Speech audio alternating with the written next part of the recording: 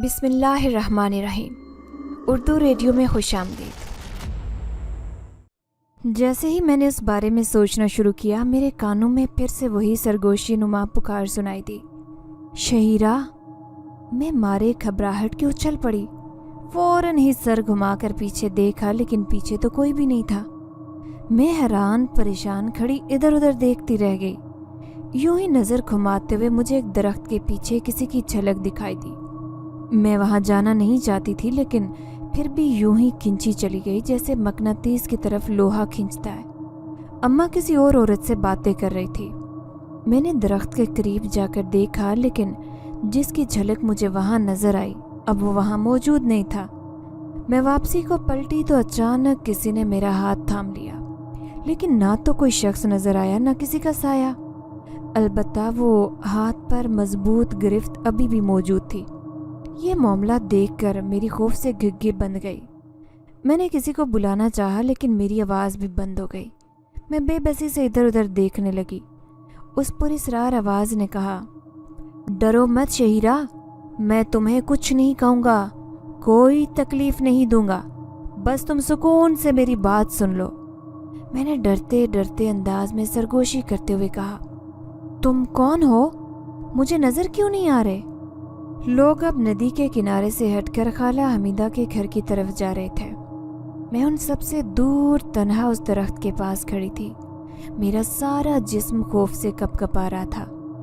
मेरे सवाल के जवाब में उसने कहा, ये मैं तुम्हें बाद में बताऊंगा, पहले तुम अपने दिल से डर और खौफ तो निकाल दो।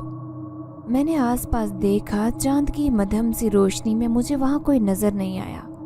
शायद अम्मा और अब्बा को मेरी गैर मौजूदगी का कोई एहसास नहीं हुआ था। वो दोनों जा चुके थे। मैंने वहाँ से हटने की कोशिश की, लेकिन मेरे हाथ पर जमी उस मजबूत गिरफ्त ने मुझे आगे न बढ़ने दिया। मैंने डर से रोते हुए जवाब दिया, तुम जो कोई भी हो, तुम्हें अल्लाह का वास्ता है, मुझे जाने दो। लेकिन उस अनदेखे शख्स ने मेरा दूसरा हाथ भी पकड़ लिया। फिर उसने मुझे खींचा तो मुझे महसूस हुआ कि मैं किसी के सीने से जा टकराई हूँ। मैंने फटी फटी आंखों से देखा। अब मेरे सामने एक लंबा तड़ंगा मर्द खड़ा था। वो दरख्त के साए में था, इसलिए उसकी शक्ल सामने से नजर नहीं आ रही थी, लेकिन उसकी अंगारों से जलती सुर्ख आंखें वाज़ेह नजर आ रही थी। मेरा दिल डूबने लगा। आंखों तले अंधेरा छा रहा था। मैंने महसूस किया कि वो मेरा चेहरा अपने हाथों में थाम कर कुछ कह रहा है, लेकिन मेरी समात मेरा साथ छोड़ने लगी थी। मेरा सर बुरी तरह चकराने लगा और फिर मैं अपने होश व हवास से बेगाना हो गई। मेरा नाम शहीरा है। मैंने एक बहुत ही गरीब घराने में परवरिश पाई है। मेरे माँ बाप बेहद गरीब थे। अगर ये कहा जाए तो गलत नहीं होगा कि गांव भर में एक हमारा ही घर था जो गुर्बत की लकीर से भी नीचे की ज़िंदगी गुजार रहा था। उसकी वजह ये थी कि मेरा बाप एक कब्रिस्तान में गोरखन था। वो कब्रें खोदता था और कब्रिस्तान में मौजूद नई और पुरानी कब्रों की तामीर और मुरम्मत का भी काम किया करता। उसके सिले में गांव वाले लोग और शाहजी मेरे बाप को हर महीने एक लगी बंधी रकम दे दिया करते, लेकिन ये तनख्वाह इतनी कम होती कि उसमें हमारे लिए गुजारा करना बहुत मुश्किल था, बल्कि कभी कभी तो नामुमकिन ही हो जाया करता। ऐसे में अब्बा जी किसी और काम का जुगाड़ लगा लिया करते थे। कभी वो नालियाँ साफ करने का काम करते, तो कभी कोई लकड़ियाँ काट कर बेचा करते, कभी किसी के पानी की बारी पर उसकी जगह जाकर दिहाड़ी लगा लेते। गांव में सबसे ज़्यादा अमीर घराना शाहजी का था। शाहजी दरअसल उस खानका के गद्दे नशीन थे। उनका ख़ानदान कई नस्लों से पीरी मुरीदी के सिलसिले को जारी रखे हुए था। कब्रिस्तान के बीचों बीच एक बहुत बड़ा मज़ार उनके आबा अजदाद की कब्रों को अपनी आगोश में लिए हुए था। उनके ख़ानदान के बहुत से किस्से बचपन में हमने सुन रखे थे। सब यही कहते थे कि शाहजी का ख़ानदान बड़ी ही करनी वाला और बुजुर्ग ख़ानदान था। उनसे कई करामातों की कहानियाँ वाबस्ता थी और उनके दम दरूद भी चलते थे। उस गांव के अलावा भी बहुत सारी जगहों से उनके मुरीदीन आते थे, जिसमें बड़ी तादाद तो औरतों की होती। वो औरतें कई कई दिन मज़ार पर ठहरी रहती। मज़ार पर लंगर पकता, जिससे उन सबको खाने पकाने की फ़िक्र नहीं होती थी। मज़ार के अखराजात उन नजरानों और चढ़ावों से अदा होते जो मुरीदीन लाते थे। वो नजराने और चढ़ावे नकदी, सोना और मवेशियों की सूरत में लाते। शादी और उसके साथ कुछ दूसरे कारिंदे उन सबको संभालते थे। उनमें से कुछ को लंगर वगैरह के लिए इस्तेमाल किया जाता और बाकी सब शादी अपने पास रखते। गांव में लड़कियों के लिए कोई स्कूल नहीं था। एक प्राइमरी स्कूल था, वहाँ पर बच्चे पढ़ा करते। मैंने भी 5 जमातें उसी स्कूल में पढ़ी थी। मेरे अलावा मेरे घर में मेरा छोटा भाई भी था जो मुझसे 12 साल छोटा था। अम्मा मुझसे भी ज़्यादा उससे प्यार करती थी। मुझे ये बात महसूस तो बहुत होती, लेकिन मैंने इस बात को लेकर कभी कुछ कहा नहीं था। मैं अपने हाल में मस्त मगन थी। घर के काम काज करने के बाद मैं बाहर घूमने फिरने निकल जाया करती। गांव में लड़कियों के बाहर निकलने पर कोई पाबंदी तो नहीं थी, क्योंकि अक्सर मवेशियों के लिए चारा काटने और ईंधन के लिए लकड़ियां लाने का काम तो वही करती थी। बल्कि बाज़ औक़ात तो खेती बाड़ी के कामों में भी बाप, भाई या शोहर की मदद कर दिया करती। इसीलिए उनके घरों से निकलने पर कोई पाबंदी नहीं होती थी। इसीलिए मैं भी आज़ादी से इधर उधर घूमती रहती थी। लेकिन कुछ अरसे से मैंने महसूस किया था कि अम्मा काफ़ी परेशान से रहने लगी है। वो बार बार खौफजदा निगाहों से मुझे देखती और परेशानी से अपना सर सहलाते हुए कुछ सोचने लगती। उसने मुझे बाहर जाने से भी मना कर दिया, लेकिन मैं तो बचपन से ही आज़ाद पंछी की तरह गांव की फिजाओं में परवाज करती चली आ रही थी। तो 1-2 बार कहने से मैं भला कैसे रुक सकती थी। चनाचे उसकी बातें मैं एक कान से सुनकर दूसरे कान से निकाल देती। उस दिन भी घरेलू काम काज से फारिग होने के बाद मैं अम्मी की नज़र बचाकर बाहर निकल आई। हमारा घर बाकी गांव वालों के घरों से कुछ अलग थलग था और ये कब्रिस्तान के बिल्कुल करीब वाक़ था। मैं अपनी धुन में मगन जा रही थी कि अचानक ही ठटक गई। मैंने कोई आवाज़ सुनी थी, जैसे कोई ज़मीन खोद रहा हो। ये आवाज़ कब्रिस्तान के रास्ते के दाएं तरफ के रास्ते से आ रही थी। हर तरफ दरख्तों का बहुत बड़ा और घना झुंड था। ये आवाज़ उन्हीं दरख्तों से आ रही थी। मैंने पल भर को कुछ सोचा, फिर तजस्सुस के हाथों मजबूर होकर दरख्तों में घुस गई। तभी एक अजीब सी चीख सुनाई दी। मेरे कदम ज़मीन में जम गए। ये चीख लगती तो इंसानी थी, मगर उसके अंदर मौजूद दर्द और कर्ब ने मुझे सर से पैर तक हिला दिया। मैं उस वक्त झाड़ी के पास खड़ी थी और वहीं पर चंद कदम आगे मैंने किसी को फवाड़ा लिए ज़मीन खोदते देख लिया। मैंने उसे एक लम्हे में पहचान लिया था। वो शाहजी थे। मैं हैरानी से मुंह खोलकर देखने लगी। मुझे समझ नहीं आ रही थी कि शाहजी पर ऐसी कौन सी मुसीबत आ गई थी जो वो इस वक्त खुदाई करने लग गए थे। फिर उस उजाड़ और झाड़ियों और कांटों भरी जगह पर आखिरकार वो क्या कर रहे थे और किस चीज़ की खुदाई कर रहे थे। तो जस्सुस ने मुझे वहीं पर रुक जाने पर मजबूर कर दिया। मैं झाड़ियों में छुप गई। शाहजी काफ़ी देर उधर मसरूफ़ रहे, फिर चले गए। उनके जाने के बाद कुछ देर तक तो मैं वहीं पर दुबकी रही। फिर किसी के ना होने की यकीन दहानी करते हुए उस जगह को देखने के लिए आगे बढ़ गई, लेकिन वहाँ पर किसी भी चीज़ के आसार नज़र नहीं आ रहे थे। खुदाई के सारे निशान मिटाने की भरपूर कोशिश की गई थी और खोदी हुई मिट्टी को बराबर करने के बाद उस पर खुश्क मिट्टी और पत्ते बिखेरे गए थे। पहले तो मेरा दिल चाहा कि खोद कर देखूं कि आखिर शाहजी यहाँ पर क्या छुपा कर गए, लेकिन फिर रुक गई। पता नहीं क्या था, खामखाई कोई मुसीबत सर पर पड़ जाती। मैं वहाँ से निकल आई और शन्नू के घर की तरफ रवाना हो गई। शहनाज उर्फ शन्नू मेरी बचपन की बहुत गहरी सहेली थी। गांव में वाहिद उसका घर था जो हमारी तरह ही गरीब था, इसलिए वो मेरे घर वालों या मुझसे कराहत नहीं खाती थी। उन दिनों शन्नू कुछ बीमार थी। उसकी माँ खाला हमीदा को पक्का यकीन था कि उस पर किसी ने तावीज़ करवाए, इसीलिए वो उन दिनों शाहजी के दरबार के चक्कर लगाती रहती थी। मैं उसके घर में घुसी तो हस्बे मामूल शन्नू को चारपाई पर लेटे हुए देखा। खाला हमीदा उसके सर पर से एक प्लेट को घुमा रही थी जिसमें प्याज, काली मिर्चें और कुछ दूसरी ही ऐसी चीज़ें थी। वो मुँह ही मुँह में कुछ पढ़ रही थी। मुझे ये देखकर ताज्जुब हुआ, क्योंकि खाला हमीदा तो चिट्ठी अनपढ़ थी। मुझे देखकर उन्होंने जल्दी से प्लेट को ढक दिया और एक तरफ चली गई। मैंने शन्नू की चारपाई के पास खड़े होते हुए पूछा, कैसी तबीयत है अब तेरी शन्नू? उसने आंखें खोलकर मगमूम सी आवाज़ में कहा, ٹھیک ہے بس۔ میں خاموشی سے اسے دیکھنے لگی۔ اتنے میں خالہ حمیدہ بھی باہر نکل آئی۔ اس نے کہا، شہیرہ بیٹی، اچھا ہوا تو آ گئی۔ مجھے شاہ جی کے دربار کی طرف جانا ہے، شنو کے لیے دم کا پانی لانے کے لیے۔ تو تھوڑی دیر ادھر ہی بیٹھ، میں آدھے گھنٹے میں آتی ہوں۔ میں نے اس بات میں سر ہلاتے ہوئے کہا، ٹھیک ہے خالہ، تم جاؤ، میں ادھر ہی ہوں۔ وہ میرے سر پر ہاتھ رکھتی ہوئی باہر چلی گئی۔ گھر میں شاید اور کوئی نہیں تھا۔ میں نے شنو کی طرف دیکھتے ہوئے پوچھا، شنو تجھے کیا ہوا ہے؟ اتنی بیمار کیسے ہو گئی؟ میری مان، تو کسی ڈاکٹر کو بھی دکھا دے، وہ بھی یہ بتا دے گا کہ تجھے کیا بیماری ہے، اور اس کی دوائی سے تو چند دن میں بھلی چنگی ہو جائے گی۔ شنو دکھی انداز میں مسکرا کر بولی، میری دوا نہ تو ڈاکٹر اور حکیم کے پاس ہے اور نہ ہی شاہ جی کے پاس۔ میں نے اچنبے سے پوچھا، پھر کس کے پاس ہے؟ وہ اٹھ کر بیٹھ گئی۔ اس نے ادھر ادھر دیکھا اور پھر رازداری سے بولی، شہیرہ میں تمہیں کچھ بتانا چاہتی ہوں، اگر اس بات کا کسی اور سے کوئی ذکر نہ کرو تو مجھ پر بہت بڑا احسان ہوگا۔ میں نے کہا، کیسی باتیں کرتی ہو؟ احسان کیسا؟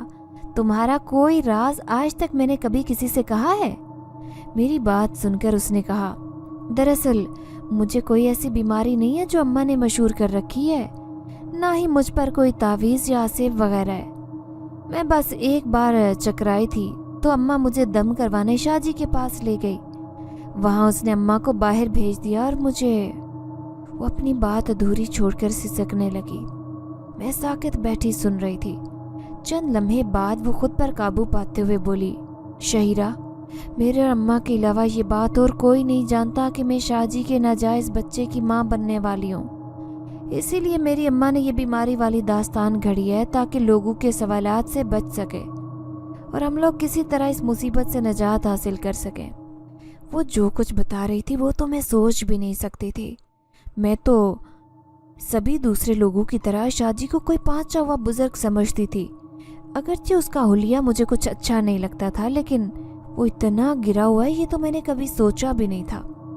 میں نے شنو کے آنسوں پونچھتے ہوئے کہا، شنو تم لوگ چپ کیوں ہو؟ اس ظلم کے خلاف احتجاج کیوں نہیں کرتی؟ اس شاہ جی کے بارے میں سب کو بتاؤ تاکہ لڑکیاں اس کی وحشت کے ہتھے چڑھنے سے بچ جائیں۔ شنو نے کہا، ہماری کون سنے گا؟ میرا باپ موچی ہے، لوگوں کی جوتیاں گانٹھ کر اپنا اور میرا پیٹ پالتا ہے۔ کیا تم سمجھتی ہو کہ ایک موچی کی بیٹی کی بات کا کوئی یقین کرے گا؟ اور اس نے تو مجھے دھمکی بھی دی ہے کہ اگر میں نے اس بارے میں کسی کو کچھ بھی بتایا تو وہ اپنے آدمیوں کے ذریعے سارے خاندان کی تکہ بوٹی کروا دے گا۔ میں چپ رہ گئی۔ ایسی صورت میں تو وہ کچھ بھی نہیں کر سکتی تھی۔ شنو نے مزید بتایا کہ اماں جی شاہ جی کی منت سماجت کر رہی تھی کہ کسی طرح وہ مجھے اس بدنامی سے بچا لے، لیکن شاہ جی نے یہ تک قبول کرنے سے انکار کر دیا کہ یہ ان کا بچہ ہے۔ شاہ جی کے بقول یہ بچہ کسی جن کا تھا۔ میں بہت دیر تک اس کے پاس بیٹھی تسلیاں دیتی رہی۔ وہ رو رو کر اپنے دل کا بوجھ ہلکا کرتی رہی۔ اس دوران ہم دونوں کو وقت گزرنے کا کوئی احساس نہیں ہوا۔ کافی دیر بعد ہی جا کر مجھے خیال آیا کہ خالہ حمیدہ تو آدھے گھنٹے کا کہہ کر گئی تھی، لیکن اب تو شام ہونے کو تھی اور وہ ابھی تک واپس نہیں آئی تھی۔ شنو بھی پریشان ہو رہی تھی۔ میں مزید رک نہیں سکتی تھی کیونکہ گھر میں بھی کام باقی تھا، اسی لیے میں نے اٹھتے ہوئے کہا، شنو میں اب چلتی ہوں، گھر جا کر میں مزار پر خالہ حمیدہ کو پیغام دے دوں گی کہ جلدی گھر واپس آ جائے۔ شنو نے اپنا سر اس بات میں ہلا دیا۔ واپسی کے راستے پر میں نے چھوٹے راستے کا انتخاب کیا کیونکہ سڑک والے راستے سے تو گھر تک پہنچنے میں اور دیر ہو جانی تھی۔ اس راستے پر ندی کے کنارے بالکل خاموشی اور سناٹا چھایا رہتا۔ اس وقت بھی کچھ ایسا ہی ماحول تھا۔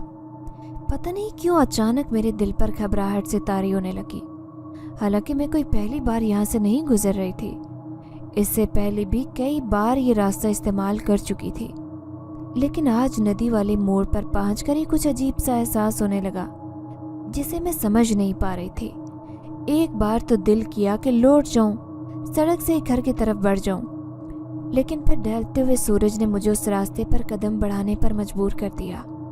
چند قدم آگے بڑھتے ہی مجھے لگا کہ جیسے کوئی ہوا کا خوشبودار سا جھونکا مجھے چھو کر گزرا ہو۔ मेरे जिस्म में सर से पांव तक सर्दी की लहर दौड़ गई। मैं कपकपाते हुए चलती रही और यही वो वक्त था जब मुझे अपने पीछे किसी की आहट सुनाई दी। गोया मैं अकेली यहाँ से नहीं गुजर रही थी, कोई और भी आ रहा था। इस सोच ने मुझे किदरे मुतमईन कर दिया, लेकिन अगले ही पल सारा इत्मीनान रुखसत हो गया, क्योंकि जब मैंने गर्दन घुमाकर पीछे की तरफ देखा तो वहां तो कोई भी मौजूद नहीं था। मेरे रोंगटे खड़े होने लगे। अगर पीछे कोई भी नहीं आ रहा था तो वो कदमों की आवाज़ कैसी थी? मैं अब उस लम्हे को कोसने लगी जब मैंने उस रास्ते पर चलने का सोचा था, लेकिन अब पछताए हुए क्या हो जब चिड़ियाँ चुग गई खेत। अब तो मैं आधा रास्ता भी तय कर चुकी थी, वापसी का तो सवाल ही पैदा नहीं होता था। लिहाजा मैं हत्तल इम्कान तेजी से आगे बढ़ने लगी। थोड़ी देर बाद वही आहट दोबारा सुनाई दी, लेकिन इस बार मैंने पीछे मुड़ने की गलती नहीं की, बल्कि भाग खड़ी हुई। मुझे ऐसे लगा जैसे मेरे साथ कोई दौड़ते हुए आवाज़ें दे रहा हो, शहीरा, शहीरा। लेकिन अब तो शहीरा के फरिश्ते भी ना रुकते। मैंने अपने घर पहुंचकर ही दम लिया। धड़म से दरवाज़ा खोलकर मैं अंदर घुसी तो सभी बौखला कर रह गए। अम्मा आवाज़ बागता होकर खड़ी होते हुए बोली, अरे क्या हुआ? ऐसे बेनत्थे बैल की तरह क्यों भाग रही है? मैंने अपनी फूली हुई सांसों पर काबू पाने की कोशिश करते हुए उसे रास्ते में होने वाला सारा किस्सा सुनाया तो वो घबरा कर बोली, इसीलिए कहती हूँ कि शाम को अकेली और वीरान जगहों पर ना जाया कर। मगर तुम आजकल की लड़कियां कहाँ सुनती हो, बस अपनी मनमानी करती हो। मैंने जिद चोकर कहा, मैं तो वहां से गुजर रही थी अम्मा, कोई नदी में नहाने थोड़ी गई थी। मुझे पछतावा हो रहा था कि अम्मा से क्यों जिक्र कर दिया। अब तो घंटा भर उनकी आवाज़ों नसीहत सुननी पड़ेगी, तब जाकर सुकून मिलता उन्हें। मैंने कहा, अम्मा मैं तो सिर्फ इसलिए वहां से गुजर रही थी कि घर जल्दी पहुंच सकूं और फिर खाला हमीदा को भी ढूंढना था। अम्मा ने तेवरी चढ़ाकर पूछा, कहाँ गई है वो? मैंने कहा, वो शाजी के दरबार पर गई है। अम्मा ने कहा, तू बैठकर आटा गूंद, मैं जाकर देखती हूँ हमीदा को। मैं तो खुद भी वहाँ नहीं जाना चाहती थी, इसलिए झट से सर हिलाकर आटा गूंदने बैठ गई। थोड़ी देर बाद अम्मा वापस आ गई। उसने कहा, मैं तो उधर जाकर देख आई, हमीदा तो कब की चली गई है। मैंने कहा, अच्छा, फिर शायद कहीं और गई होंगी किसी काम से। अम्मा बैठकर किसी काम में लग गई और मैं रोटियां बनाने लगी। मेरा जहन अभी तक शन्नू की बातों में उलझा हुआ था। इसके अलावा मैं रास्ते में सुनाई देने वाली उस पूरी सरार आवाज़ के बारे में भी सोच रही थी। मैंने इस बारे में दोबारा जिक्र नहीं किया, वरना अम्मा की डांट डपट फिर से शुरू हो जाती। लेकिन एक बात तो ज़रूर थी कि वह आवाज़ थी बड़ी दिलकश। एक तरफ तो डर भी लग रहा था और दूसरी तरफ जाने क्यों से दोबारा सुनने के लिए भी दिल हमक रहा था। मेरी कोई छोटी बड़ी बहन तो थी ही नहीं जिससे मैं अपने दिल का हाल बयान करती। ले देकर बस शन्नू ही थी। मैंने सोचा कि काम ख़त्म करके अम्मा को साथ लेकर उसके घर ज़रूर जाऊंगी और उसको ये सारी बातें बताऊंगी, लेकिन मैं नहीं जानती थी कि अब ऐसा कभी नहीं हो सकता, क्योंकि वो आखिरी दफ़ा था जब शन्नू को मैंने ज़िंदा देखा था। अभी कोई घंटा डेढ़ ही गुजरा होगा कि बाहर से शोर की आवाज़ आई। बहुत से लोग हमारे घर के सामने से गुजरते हुए नदी की तरफ जा रहे थे। इससे पहले कि अम्मे से कोई बाहर निकलकर किसी से कुछ पूछता, अब्बा घबराए हुए और आवाज़ बागता से अंदर आए।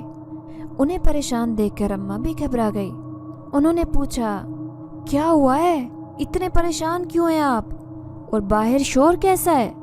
अब्बा बौखलाए हुए लहजे में कहने लगे, सकीना, नदी में से हमीदा और उसकी बेटी की लाशें मिली हैं। दोनों नदी में छलांग मारकर डूब गई। मेरे हाथ से बर्तन गिर गए। मैंने चीख कर कहा, अब्बा ये क्या कह रहे हैं आप, ऐसा कैसे हो सकता है? अम्मा भी रोने लगी। खाला हमीदा से तो अम्मा की भी बहुत दोस्ती थी। हम लोग फौरी तौर पर नदी की तरफ चल दिए। हमारे पहुंचने से पहले ही नदी से लाशें निकाल ली गई थी। किसी गांव में ऐसी कोई बात मामूली नहीं होती। नदी के किनारे सारा गांव उमड़ पड़ा। हकीम साहब ने नाक पर रुमाल रखकर लाशों का मायना किया और ऐलान किया कि दोनों की मौत डूबने की वजह से हुई है। लेकिन मुझे ये मामला इतना आसान नहीं लग रहा था। मुझे बार बार उस अजनबी आवाज़ का ख्याल आ रहा था। कहते ना कि शैतान का नाम लो तो शैतान हाजिर हो जाता है। उस वक्त भी मेरे साथ कुछ ऐसा ही हुआ। जैसे ही मैंने इस बारे में सोचना शुरू किया, मेरे कानों में फिर वही सरगोशी नुमा पुकार सुनाई दी, शहीरा। मैं मारे घबराहट के उछल पड़ी। फौरन ही सर घुमाकर पीछे देखा, लेकिन पीछे तो कोई भी नहीं था। मैं हैरान परेशान खड़ी इधर उधर देखती रह गई। यूं ही नजरें घुमाते हुए मुझे एक दरख्त के पीछे किसी की झलक दिखाई दी। मैं वहां जाना नहीं चाहती थी, लेकिन फिर भी मैं यूं ही खींचती चली गई जैसे मकनातीस की तरफ लोहा खींचता है। अम्मा किसी और औरत से बातें कर रही थी। मैंने दरख्त के करीब जाकर देखा, लेकिन जिसकी झलक मुझे वहां नजर आई थी वह वहां मौजूद नहीं था। मैं वापसी को पलटी तो अचानक किसी ने मेरा हाथ थाम लिया, लेकिन ना तो कोई शख्स नजर आया न किसी का साया। अलबत्ता मेरे हाथ पर वो मजबूत गिरफ्त अभी भी मौजूद थी। ये मामला देखकर खौफ से मेरी घग्गी बंद गई। मैंने किसी को बुलाना चाहा, लेकिन मेरी आवाज़ भी बंद हो गई। मैं बेबसी से इधर उधर देखने लगी। उस पुरस्रार आवाज़ ने कहा, डरो मत शहीरा, मैं तुम्हें कुछ नहीं कहूँगा, कोई तकलीफ नहीं दूंगा, बस तुम सुकून से मेरी बात सुन लो। मैंने डरे डरे अंदाज में सरगोशी करते हुए कहा, तुम कौन हो और मुझे क्यों नजर नहीं आ रहे? लोग अब नदी के किनारे से हटकर खाला हमीदा के घर की तरफ जा रहे थे। मैं उन सब से दूर तन्हा उस दरख्त के पास खड़ी थी। मेरा सारा जिस्म खौफ से कपकपा रहा था। मेरे सवाल के जवाब में उसने कहा, ये तो मैं तुम्हें बाद में बताऊंगा, पहले तुम अपने दिल से डर और खौफ तो निकाल दो। मैंने आसपास देखा। चांद की मध्यम सी रोशनी में मुझे वहां कोई भी नजर नहीं आया। शायद अम्मा और अब्बा को मेरी गैर मौजूदगी का कोई एहसास नहीं हुआ था। वो दोनों जा चुके थे। मैंने वहां से हटने की कोशिश की, लेकिन मेरे हाथ पर जमी उस मजबूत गिरफ्त ने मुझे आगे बढ़ने न दिया। मैंने डर से रोते हुए जवाब दिया, तुम जो कोई भी हो, अल्लाह का वास्ता है मुझे जाने दो। लेकिन उस अनदेखे शख्स ने मेरा दूसरा हाथ भी पकड़ लिया।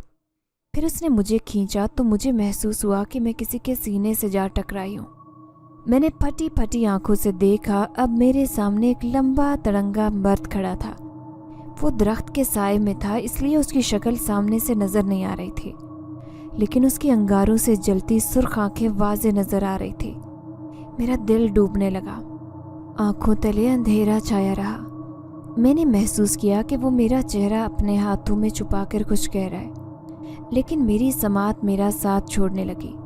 मेरा सर बुरी तरह चकरा रहा था और फिर मैं अपने होशो आवाज़ से बेगाना हो गई। मुझे नहीं मालूम कि उसके बाद क्या हुआ, लेकिन जब मुझे दोबारा होश आया तो मैं अपने घर में चारपाई पर लेटी हुई थी और मेरे ऊपर चादर डली हुई थी। चंद लम्हे तक तो मुझे कुछ समझ नहीं आया कि मेरे साथ क्या हुआ है। फिर आहिस्ता आहिस्ता सब याद आ गया तो मैं जल्दी से उठकर बैठ गई। कमरे में मेरे अलावा मेरा छोटा भाई भी था जो सोया हुआ था। मैं चादर को एक तरफ हटाती हुई चारपाई से उतर आई। बाहर निकली तो अम्मा और अब्बा दोनों को ही छप्पर तले बैठे हुए देखा। अम्मा अब्बा का हुक्का बना रही थी। मुझे देखकर उसने चिल्लम नीचे रखी और जल्दी से मेरे करीब आकर ये कहते हुए मुझे गले से लगा लिया, खुदा का शुक्र है तुझे होश आ गया, हकीम साहब ने तो मुझे डरा ही दिया था। मैंने पूछा, क्या मतलब, क्या कहा था हकीम साहब ने, और मुझे यहाँ कौन लाया? अब्बा ने भी मेरे सर पर हाथ रखते हुए कहा, परेशान मत हो बेटी, और डरना भी नहीं है, हम लोग हैं तेरी हिफाजत करने के लिए। मुझे कुछ समझ नहीं आ रहा था कि आखिर वो कहना क्या चाह रहे थे। मैंने उलझे हुए अंदाज में अम्मा को देखा तो वो मुझे बाजू से पकड़कर कमरे में ले गई। मुझे चारपाई पर बिठाने के बाद जो बातें उन्होंने मुझे बताई, ये सुनकर तो मैं हैरान रह गई। अम्मा ने बताया कि जब वो खाला हमीदा के घर पहुंची तो कुछ ही देर बाद अचानक उन्हें एहसास हुआ कि मैं उनके साथ नहीं थी। वो थोड़ी देर तक तो मुझे औरतों में ढूंढती रही, फिर बाहर निकल आई तो उन्होंने मुझे खाला हमीदा के दरवाजे के पास बेहोश पड़े देखा। उनकी आवाज़ें देने पर अब्बा भी आ गए। उन्होंने मुझे वहाँ एक चारपाई पर लिटाकर हकीम साहब को बुलवा भेजा। वो फौरन ही आ गए और मेरा मुआयना करने के बाद उन्होंने कहा कि शायद मैं खौफ और सदमे से बेहोश हो गई हूँ। और ये बात तो सभी जानते थे कि मेरी और शन्नू की दोस्ती कितनी गहरी थी, इसलिए उन्हें हकीम साहब की बात पर यकीन आ गया। खाला हमीदा और शन्नू की मौत की वजह भी औरतों ने जल्द ही ढूंढ ली।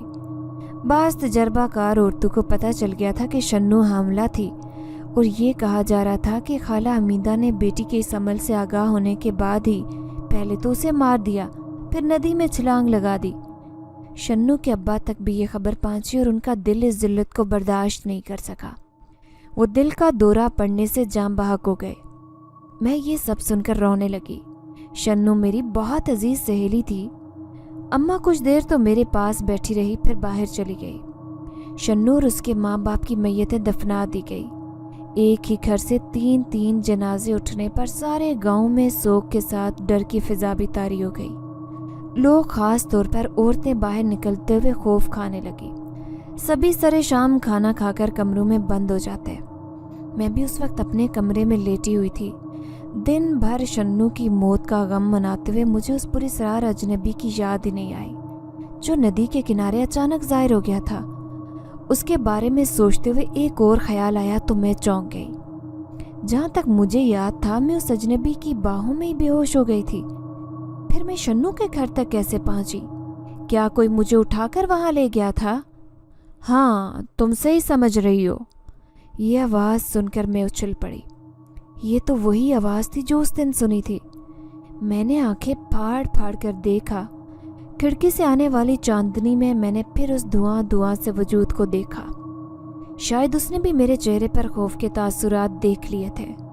उसने जल्दी से कहा, खुदा के लिए मुझसे डरना छोड़ दो शहीरा। मैं इसीलिए तुम्हारे सामने आने से घबरा रहा था कि कहीं तुम दोबारा से बेहोश न हो जाओ। मैंने डरते डरते पूछा, कौन हो तुम और मुझसे क्या चाहते हो?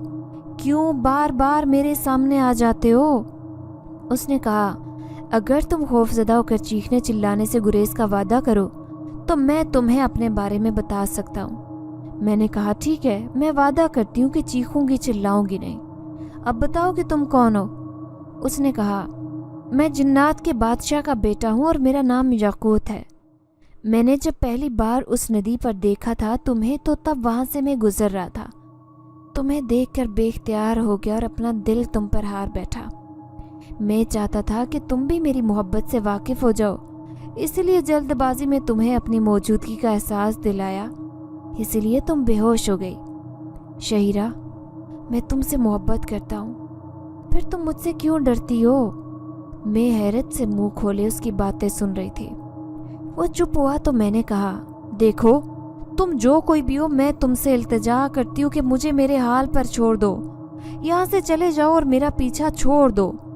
वो मेरे करीब बैठ गया और मेरे हाथ थाम लिए।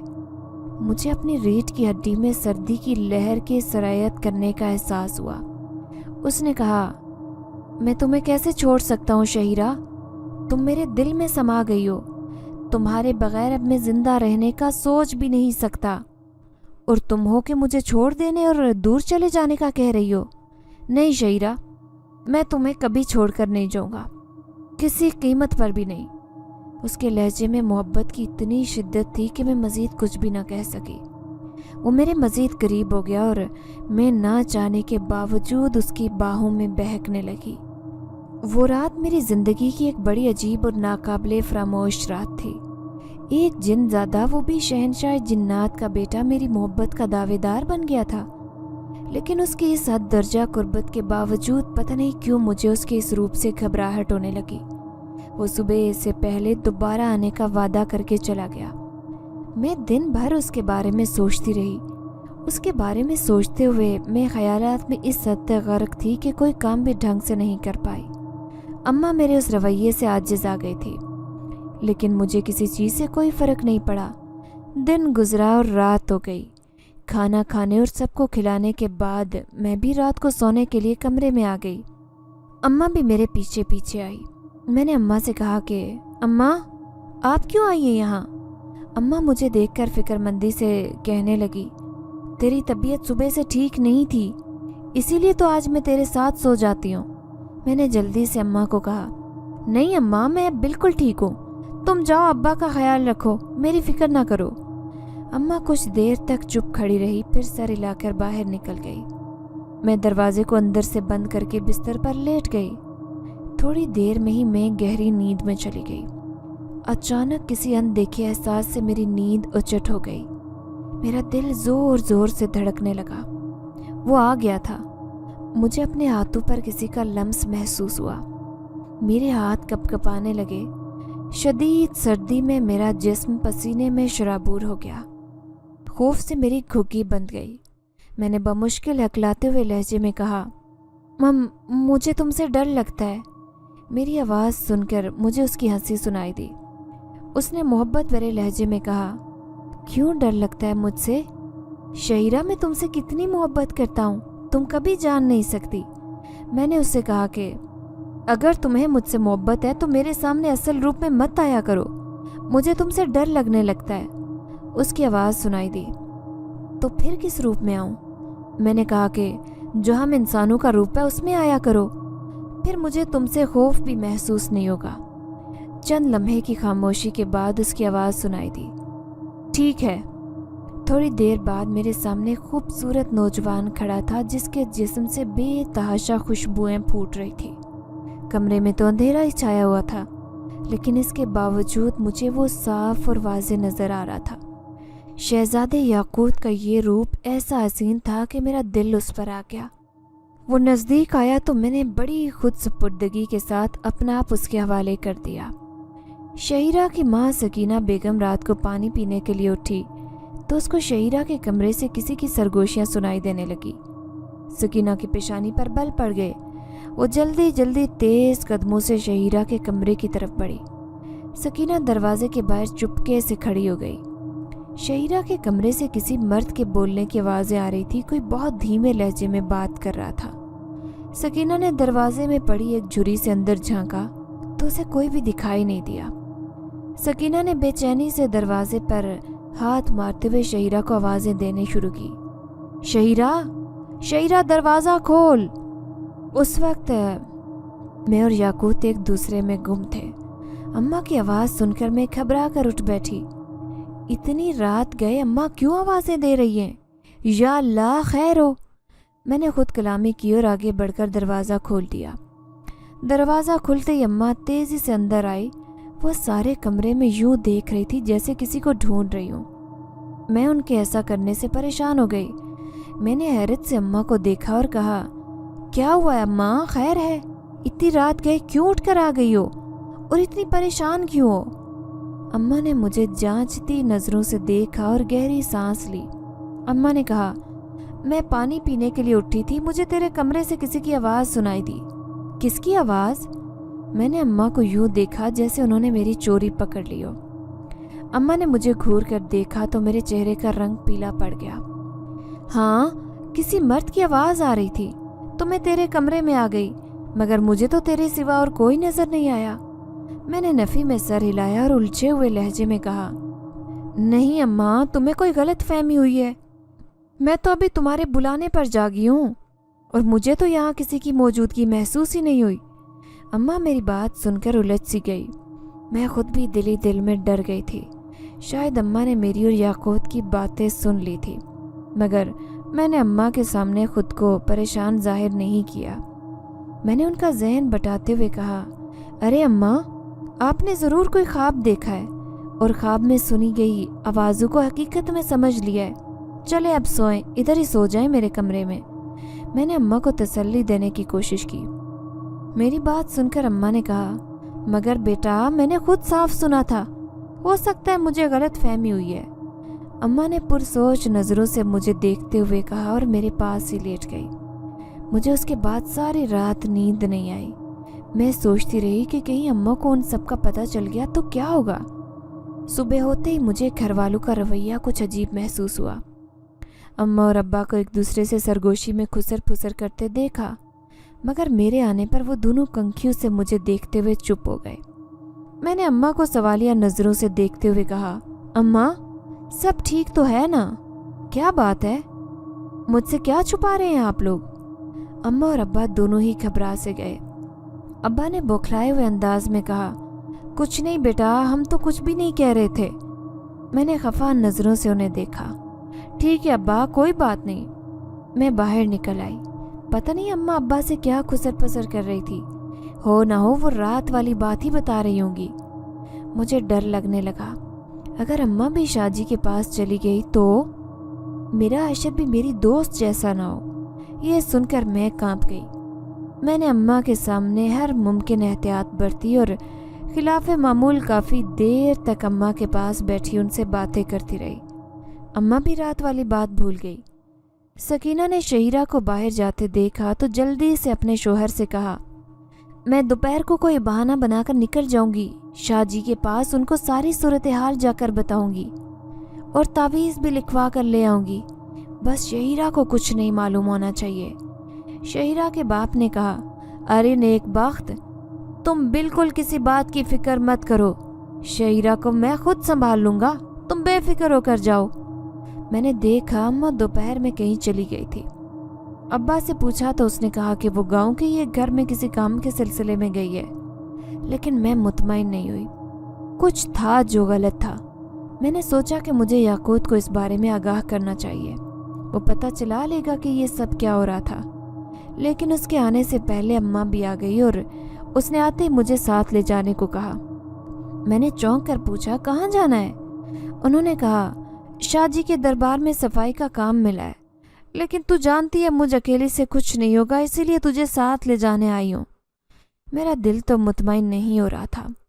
شاہ جی کے دربار پر جانے کے خیال سے ہی وحشت ہو رہی تھی، لیکن کیا کرتی، مجبوراً جانے کے لیے تیاری پکڑنی پڑی۔ میں اور اماں آگے پیچھے ہوتی چلتی ہوئی دربار کے باہر پہنچ گئی۔ حجرے کے سامنے ایک بوڑھا اور ایک نوجوان سا لڑکا پہلے ہی موجود تھا۔ شاہ جی کے ایک ہرکارے نے بھی ہمیں ایک دوسری طرف بٹھا دیا۔ میں نے سرگوشی میں کہا، اماں، ہم تو صفائی کے لیے آئے تھے، پھر یہاں پر کیوں بیٹھے ہیں؟ اماں نے مجھ سے دبی زبان میں کہا، چپ کرو بے وقوف، شاہ جی نے اس بارے میں کوئی خاص ہدایات دینی تھی ہمیں، اسی لیے یہاں پر آئی ہوں میں۔ میں نے سہم کر کہا، اماں، میں اندر نہیں جاؤں گی، تم خود ہی پوچھ کر آنا جو بھی شاہ جی نے کہنا ہو۔ اماں نے مجھے دبی زبان میں جھڑک کر کہا، ہاں ہاں، میں خود ہی پوچھوں گی، لیکن تمہیں ان لوگوں کے ساتھ اکیلا بھی نہیں چھوڑ سکتی، اسی لیے اب اپنی پٹر پٹر بند کر اور چپ کر کے بیٹھ جا۔ میں خاموش ہو گئی۔ میری بے چینی تھی کہ مسلسل بڑھتی ہی چلی جا رہی تھی۔ میں نے دل سے دعا کی کہ کاش یاقوت آ جائے، شاید وہ کوئی قبولیت کی کھڑی تھی، کیونکہ اس وقت میں نے یاقوت کی مخصوص خوشبو محسوس کی۔ اس کی آمد کو محسوس کر کے میرا دل کچھ مطمئن سا ہو گیا تھا۔ میں نے بھی پھر خود کو پرسکون محسوس کیا۔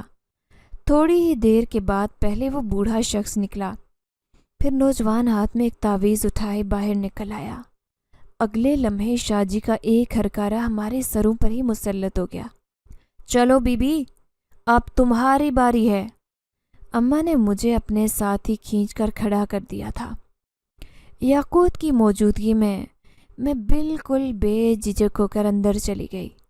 شاہ جی نے اپنی گندگی بھری آنکھیں مجھ پر جماتے ہوئے اماں سے کچھ خسر پھسر کی اور پھر اسے باہر نکل جانے کا اشارہ کر دیا۔ جب وہ باہر چلی گئی تو وہ میرے قریب ہی آ کر بیٹھ گیا۔ اس کی ہوس اس کی آنکھوں میں صاف جھلک رہی تھی۔ اس نے میری طرف ہاتھ بڑھایا، لیکن وہ مجھے چھو نہیں سکا کیونکہ یاقوت نے اس کا ہاتھ پکڑ کر مروڑ دیا تھا۔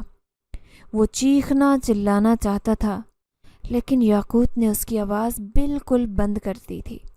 تھوڑی ہی دیر کے بعد اس جعلی شاہ جی کا قصہ ختم ہو چکا تھا۔ اس کے بعد یاقوت نے اس کے ہرکارے کو بھی ختم کر دیا تھا۔ اسی طرح سے شنو اور اس کے پورے گھرانے کے قاتل اپنے انجام کو پہنچ گئے تھے۔ اب اماں اور ابا کے ذہن سے اس نے اپنی طلسماتی طاقتوں کے ذریعے سارا قصہ بھلا دیا تھا۔ شاہ جی کی موت سے گاؤں میں بہت کھلبلی مچی تھی۔ لوگوں میں یہ مشہور ہو گیا تھا کہ کسی طاقتور جن کو نکالتے ہوئے شاہ جی اور اس کے خدمتگار مر گئے تھے۔ سادہ لو عوام نے اس کا مقبرہ بنا کر اسے بھی اللہ کے ولی کا درجہ دے کر مرادیں مانگنا شروع کر دی تھی۔ لیکن پھر یاقوت نے وہاں پر آنے والے ہر شخص کی پھینٹی لگانا شروع کر دی، جس سے لوگ جلد ہی خوف زدہ ہو گئے، اور آج کوئی بھی اس جعلی پیر کی قبر کے قریب بھی نہیں پھٹکتا۔ میں آج یاقوت کے ساتھ بے حد خوش ہوں۔ ہمارے گھر میں اس کی بدولت خوشحالی آ گئی ہے اور یاقوت نے مجھ سے شادی بھی کر لی ہے۔ اس نے اپنا تخت اور تاج اپنے چھوٹے بھائی کو دے دیا ہے۔ کبھی کبھی ہم یاقوت اور اس کے ماں باپ سے ملنے اس پراسرار دنیا میں بھی جاتے ہیں۔ اگر آپ کو ہماری یہ کہانی پسند آئی ہے تو لائک کیجیے، شیئر کیجیے، اور اگر ابھی تک آپ نے ہمارا چینل سبسکرائب نہیں کیا تو اردو ریڈیو کو لازمی سبسکرائب کیجیے۔ ملتے ہیں اگلی ویڈیو میں۔ اللہ حافظ۔